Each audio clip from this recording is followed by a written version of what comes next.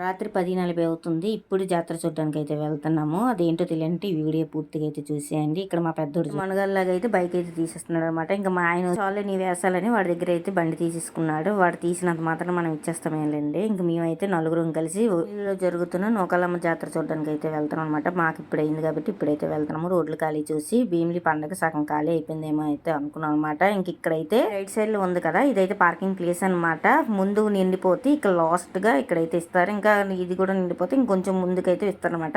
ఇదైతే parking place కదా. Next point మీకు చూపిస్తాను రండి. భీమిలి పండుగ చూడాలనుకుంటే మధ్యాహ్నం 3 లోపు వెళ్ళిపోతే వెహికల్స్ బీచ్ వరకు అయితే అలో చేస్తారు. ఇంకా అక్కడి నుంచి అయితే అలో చేయరనమాట. నటకదారి ఇక్కడ బ్యాంక్ కాలనీ నుంచి అయితే వెహికల్స్ అయితే ఆపేస్తారు. బ్యాంక్ కాలనీ నుంచి కొంచెం దూరంగా వెళ్తే అయితే వెహికల్స్ అయితే ఆపేస్తారు. స్పాట్ వెహికల్స్ పెట్టుకోవడానికి పోలీస్ స్టేషన్ దాటాక చిన్న గ్రౌండ్ లో ఉంటుంది. ఆ గ్రౌండ్ లోనైతే ఇస్తారు. ఎంతమంది భీమిలి పండుగ చూసుంటారు కామెంట్ చేయండి. వీడియో తెలియజేసి సబ్స్క్రైబ్ చేసుకోండి. బాయ్.